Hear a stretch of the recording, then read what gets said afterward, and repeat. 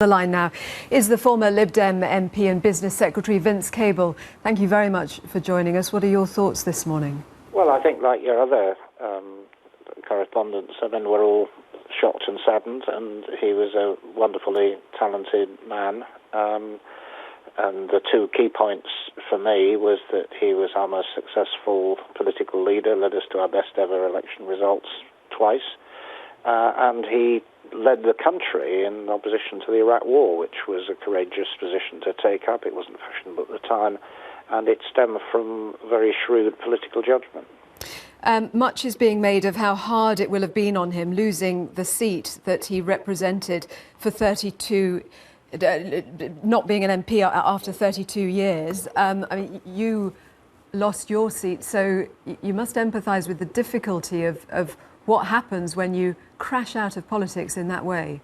Yes, I think we had a brief exchange of text during the election campaign, and I think what he found particularly difficult, and I think he probably had this more than anybody else, was everybody telling him, you know, you're a wonderful guy and a great MP, and we like you very much, but we're going to vote for somebody else. And he was swept away in Scotland by the SNP tsunami. We had other phenomenon in England, and I think that was what he found personally very difficult. But of course, it was on the top of a long history which you've just had described to you. What is it like when you wake up and realise you've lost your seat? The anchor that's been there has just been taken away from you. Well, I think his was. I don't want to make comparisons. We were all in different position. But I think in his particular case, of course, he'd been an MP for a very long time. I mean, he got in 1983. It was very much his life, and I think it's this.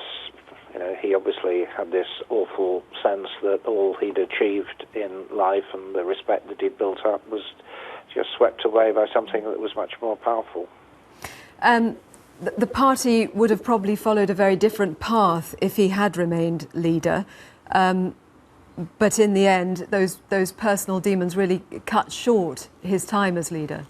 Yes, I mean, I've just heard, you know, a lot of this kind of retrospective history and, you know, how things could have been different. I mean, we simply don't know. I mean, the point was that he had some very clearly defined political ideals and principles. He was very, very strong, committed to social justice, social democrat. He believed that very strongly.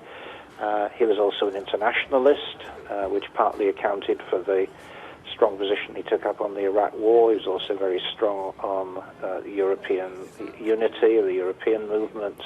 At a time when it was unfashionable, for example, in the 2005 election, he spoke up and said, you know, immigration is good for Britain. These were not always popular and easy things to say, but he wasn't into spinning and positioning. He just said what he thought, and he said it well and clearly.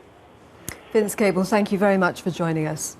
Gary Scott says different class of politician. If they hadn't been so keen to oust him, they wouldn't be in the position they are today.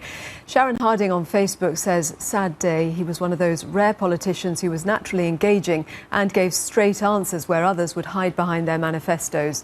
God bless.